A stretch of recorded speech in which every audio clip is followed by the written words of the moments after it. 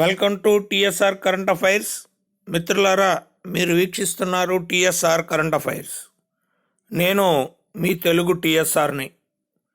మిత్రులారా, ఈ వీడియోలో కరుణశ్రీ అనే కలం పేరు కలిగి కవికులాలంకార, కవితా కళానిధి అనేటటువంటి బిరుదులు కలిగి ఆధునిక పద్య కవిత్వంలో ప్రత్యేకమైనటువంటి గుర్తింపు పొంది పుష్ప విలాపము అనే కవితా ఖండిక ద్వారా మరి గొప్ప కవితా ఖండికలకు పెట్టింది పేరుగా కవితా ఖండికలకు ప్రసిద్ధి పొందినటువంటి ఖండ కావ్యాలకు ప్రసిద్ధి పొందినటువంటి కవి జంధ్యాల పాపయ్య శాస్త్రి గురించి మనం తెలుసుకునే ప్రయత్నం చేద్దాం. మిత్రులారా, ముఖ్యంగా డిఎస్సి, టెట్ మరియు ఎస్జిటి స్కూల్ అసిస్టెంట్ తెలుగు మిత్రులకు ఉపయోగపడే విధంగా 6వ తరగతిలో జంధ్యాల పాపయ్య శాస్త్రి గారు రాసినటువంటి పాఠ్యాంశం మ్రోగిన గంటలు. ఈ మ్రోగిన గంటలు పాఠ్యాంశం ఒక గేయ కథ. ఈ గేయ కథ అయినటువంటి మ్రోగిన గంటలు అనే పాఠ్యాంశం ఇతివృత్తం మానవత్వపు విలువలు. ఈ మానవత్వపు విలువలు ఇతివృత్తంగా కలిగినటువంటి మ్రోగిన గంటలు అనే గేయ కథ జంధ్యాల పాపయ్య శాస్త్రి గారు రచించినటువంటి ఉదయశ్రీ అనే కావ్య సంపుటిలోనిది. అంటే మ్రోగిన గంటలు జంధ్యాల పాపయ్య శాస్త్రి ఏ రచన నుండి తీసుకోవటం జరిగింది అంటే ఉదయశ్రీ అను కావ్య సంపుటిలోనిది అనే విషయాన్ని మనం ఇక్కడ గుర్తుపెట్టుకోవాలి. ఇక జంధ్యాల పాపయ్య శాస్త్రి గారు గుంటూరు జిల్లా పెదనందిపాడు తాలూకా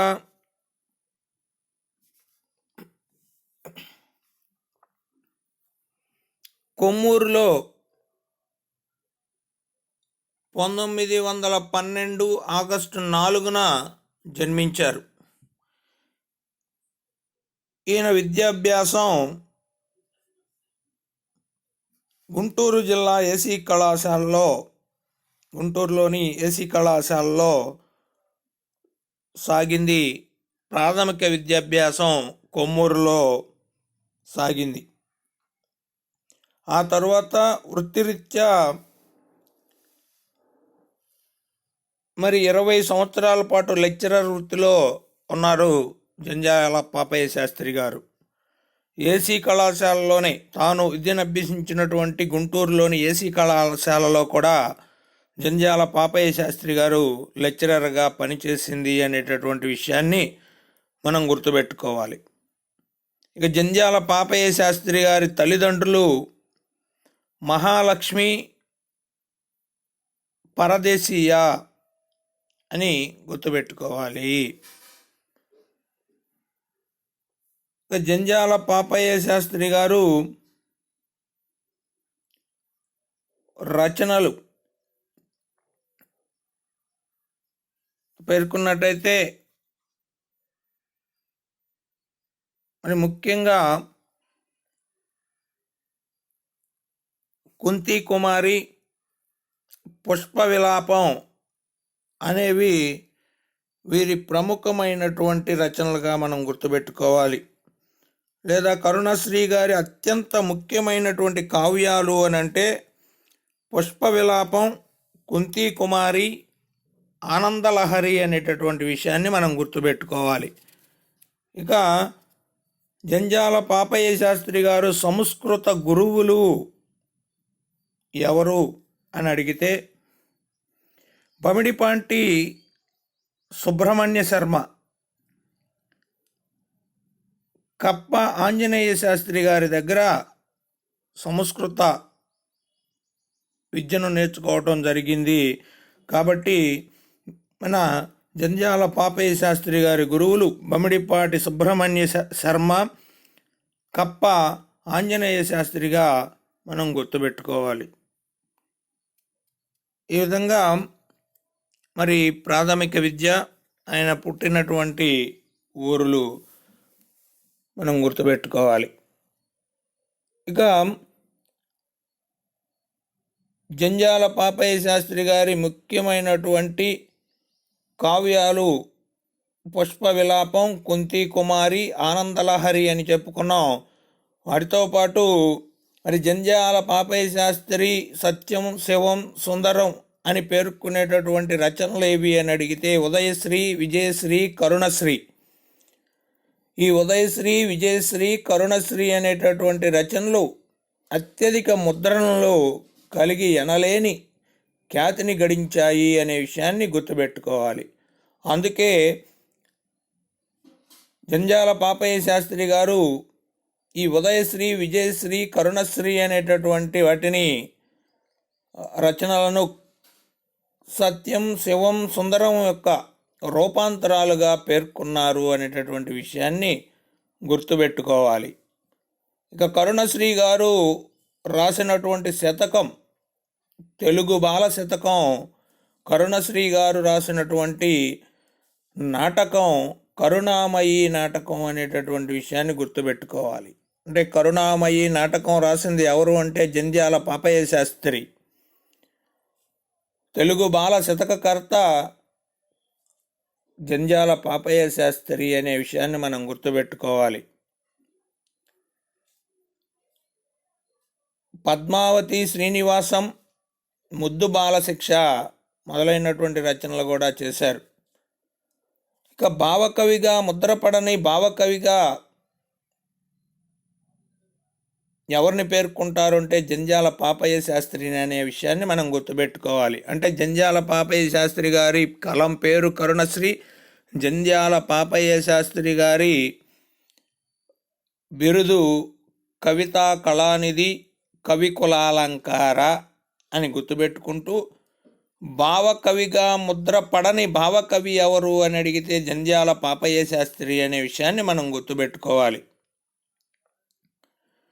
ఇక జంధ్యాల పాపయ్య శాస్త్రి గారు రాసినటువంటి ఖండకావ్యాలు, జంధ్యాల పాపయ్య శాస్త్రి ఖండకావ్యాలకు ప్రాముఖ్యతనిచ్చారు. ఖండకావ్యాలకు పెట్టింది పేరు లేదా ఖండకావ్యాలకు ప్రసిద్ధి అని మనం చెప్పుకున్నాం.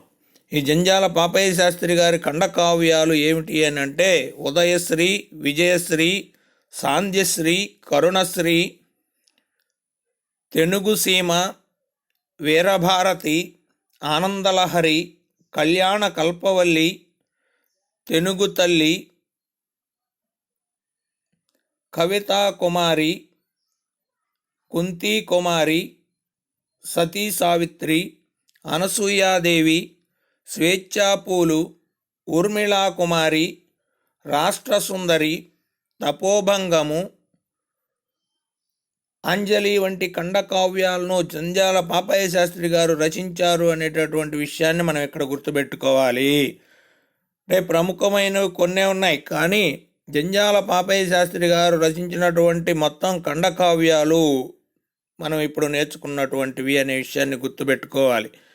ముఖ్యంగా కుంతి కుమారి, ఊర్మిళా కుమారి,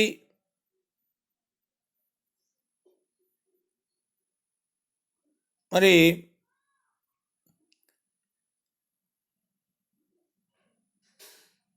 కవితా కుమారి, అంటే కుమారి అనేటటికి కుంతి కుమారి, ఊర్మిళా కుమారి, అదేవిధంగా కవితా కుమారి అనేటటువంటి ఖండకావ్యాల రచయిత ఎవరు అని అంటే జంధ్యాల పాపయ్య శాస్త్రి అని పేర్కోవాలి.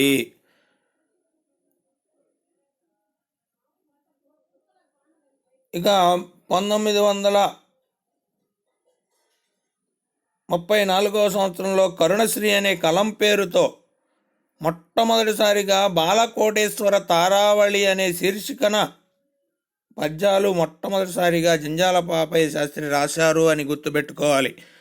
జంధ్యాల పాపయ్య శాస్త్రి కలం పేరు కరుణశ్రీ అని చెప్పుకున్నాం. ఈ కరుణశ్రీ పేరుతో మొట్టమొదట జంధ్యాల పాపయ్య శాస్త్రి గారు రాసినటువంటి రచన ఏది అంటే బాలకోటేశ్వర తారావళి. బాలకోటేశ్వర తారావళి ఎవరి రచన అంటే జంధ్యాల పాపయ్య శాస్త్రి. ఈ జంధ్యాల పాపయ్య శాస్త్రి గారు బాలకోటేశ్వర తారావళి అనే పేరుతో మొట్టమొదటిసారిగా కరుణశ్రీ అనే కలం పేరుతో ఈ పద్యాలను రాయటం జరిగింది అనేటటువంటి విషయాన్ని మనం ఇక్కడ గుర్తుపెట్టుకోవాలి. కరుణశ్రీ ఖండకావ్యాల్లో ప్రణయము, ప్రబోధము అన్న భావ కవితా శాఖలు అధికంగా కనిపిస్తాయి. కరుణశ్రీ అనగానే మనకు గుర్తుకు వచ్చేది పుష్ప విలాపం. ఇది భావ కవితకు చక్కని నిదర్శనం. లేదా కరుణశ్రీ అనగానే గుర్తుకు వచ్చే పుష్ప విలాపం భావుకతకు చక్కని నిదర్శనం. అందుకే భావకవిగా ముద్రపడని భావకవిగా జంధ్యాల పాపయ్య శాస్త్రి ఈ పుష్ప విలాపంతోనే గుర్తించబడ్డాడు అనేటటువంటి విషయాన్ని మనం గుర్తుపెట్టుకోవాలి. కరుణశ్రీ పుష్ప విలాపంలోని పద్యాలను ఘంటసాల వెంకటేశ్వరరావు గారు సుమధురంగా గానం చేశారు. కూర్చుండ మా ఇంట కుర్చీలు లేవు, నా ప్రణయాంకమే సిద్ధపరచుచుంటి అన్న మధుర భక్తి గల శేషపద్యాల రచయిత ఎవరు అంటే కరుణశ్రీ. కూర్చుండ మా ఇంట కుర్చీలు లేవు, నా ప్రణయాంకమే సిద్ధపరచుచుంటి అన్న మధుర భక్తి గల శేషపద్యాల రచయిత కరుణశ్రీ. ఆధునిక తెలుగు సాహిత్యంలో పద్యానికి కొత్తదనం తెచ్చిపెట్టిన కవి కరుణశ్రీ. లలిత సుగుణ బాల, తెలుగు బాల అన్న ముకుటంతో శతకం రాసిన కవి కరుణశ్రీ. కరుణశ్రీ రచించిన ఉదయశ్రీ కావ్యంలో మొత్తం 5 భాగాలున్నాయి. ఇందులో పంచమ భాగానికి ఆంధ్రప్రదేశ్ సాహిత్య అకాడమీ అవార్డు లభించింది అనే విషయాన్ని గుర్తుపెట్టుకోవాలి. మరి ఉదయశ్రీ ప్రస్తుతం 6వ తరగతి మరి పాఠ్యాంశమైనటువంటి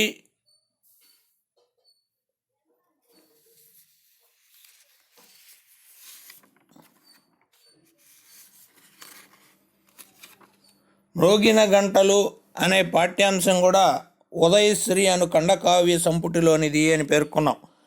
ఈ ఉదయశ్రీ అను జంధ్యాల పాపయ్య శాస్త్రి గారి కావ్య సంపుటిలో మొత్తం 5 భాగాలు ఉన్నాయి. ఈ 5వ భాగానికి లేదా పంచమ భాగానికి ఆంధ్రప్రదేశ్ సాహిత్య అకాడమీ అవార్డు లభించింది అనే విషయాన్ని గుర్తుపెట్టుకోవాలి. ఇక కరుణశ్రీ జంధ్యాల పాపయ్య శాస్త్రి గారు పాకీ పిల్లపై చక్కని ఖండకావ్యం రచించారు. కాబట్టి పాకీ పిల్లపై చక్కని ఖండకావ్యం, దాని పేరే పాకీ పిల్ల. కాబట్టి పాకీ పిల్ల అనే ఖండకావ్య రచయిత ఎవరు అంటే దేవులపల్లి కృష్ణశాస్త్రి అని మనం గుర్తుపెట్టుకోవాలి. ఇక దేవులపల్లి వారి ఇతర రచనలు ప్రేమమూర్తి, బుద్ధ చరిత్రం, ప్రేమమూర్తి అనే పేరుతో బుద్ధుని యొక్క చరిత్రను రాశారు జంధ్యాల పాపయ్య శాస్త్రి గారు. అరుణ కిరణాలు, అనురాగలహరి అనేటటువంటి రచనలు చేశారు. ఇక అనువాద రచనలు కళ్యాణ కాదంబరి. జంధ్యాల పాపయ్య శాస్త్రి గారు కళ్యాణ కాదంబరి అనే అనువాద రచన చేశారు. ఈ జంధ్యాల పాపయ్య శాస్త్రి గారు కళ్యాణ కాదంబరి అనే అనువాద రచన సంస్కృత కవి అయినటువంటి సంస్కృతంలో బాణభట్టుడు రచించినటువంటి కాదంబరి అనే రచనకు అనువాదం.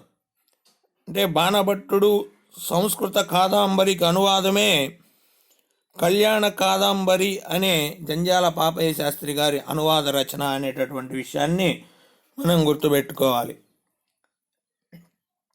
ఇక జంధ్యాల పాపయ్య శాస్త్రి గారు సుభాషిణి అను మాసపత్రికకు 1952-53లో సంపాదకునిగా పనిచేయటం జరిగింది. సుభాషిణి అనేది ఒక మాసపత్రిక. ఈ సుభాషిణి అను మాసపత్రికకు సంపాదకునిగా పనిచేసిన కవి ఎవరు అని అడిగితే జంధ్యాల పాపయ్య శాస్త్రి అనేటటువంటి విషయాన్ని మనం గుర్తుపెట్టుకోవాలి. ఇక జంధ్యాల పాపయ్య శాస్త్రి గారు కవిగానే కాకుండా నటనలో కూడా తన ప్రావీణ్యాన్ని ప్రదర్శించాడు అనే విషయాన్ని గుర్తుపెట్టుకోవాలి. జంధ్యాల పాపయ్య శాస్త్రి భువన విజయం నాటకంలో ముక్కు తిమ్మనగా, భారతావతారణము నాటకంలో నన్నయ్యగాను, ఇందిరామందిరము నాటకంలో చేమకూర వెంకటకవిగాను, బ్రహ్మసభ నాటకంలో పోతనగాను పాత్రధారణ చేశాడు అనే విషయాన్ని గుర్తుపెట్టుకోవాలి. అంటే తన నటనా ప్రావీణ్యంతో ముక్కు తిమ్మనగా, నన్నయ్యగా, చేమకూర వెంకటకవిగా, పోతనగా కూడా నటించారు అనేటటువంటి విషయాన్ని గుర్తుపెట్టుకోవాలి. ఇక జంధ్యాల పాపయ్య శాస్త్రి గారు ముఖ్యమైనటువంటి అత్యంత ముఖ్యమైన కావ్యాలు అని పేర్కొన్న పుష్ప విలాపం, కుంతీ కుమారి, ఆనందలహరిలను ఆంగ్ల అనువాదం చేసిన వారు ఎవరు అంటే డాక్టర్ అమరేంద్ర గారు అనే విషయాన్ని గుర్తుపెట్టుకోవాలి. హిందీ అనువాదం చేసింది డాక్టర్ సూర్యనారాయ భాను గారు. అంటే ఈ పుష్ప విలాపము, కుంతీ కుమారి, ఆనంద లహరి ఆంగ్ల అనువాదం అమరేంద్ర గారు, హిందీ అనువాదం సూర్యనారాయ భాను గారు అనే విషయాన్ని గుర్తుపెట్టుకోవాలి. ఇక జంధ్యాల పాపయ్య శాస్త్రి గారి పురస్కారాలను పేర్కొంటే 1985లో తెలుగు అకాడమీ పురస్కారం, మద్రాసు వారి 1987లో రసమయి పురస్కారం, సువర్ణ ఘంటా కనకాభిషేకం, జ్ఞాని జైల్ సింగ్ చే సత్కారం, ఎన్టీ రామారావు గారిచే కూడా మరి జంధ్యాల పాపయ్య శాస్త్రి పురస్కారం సన్మానం పొందటం జరిగింది. అంటే 1987లో నాటి భారత రాష్ట్రపతి జ్ఞాని జైల్ సింగ్ చే, ఎన్టీ రామారావు చే పురస్కారాలు పొందిన కవి ఎవరు అంటే జంధ్యాల పాపయ్య శాస్త్రి.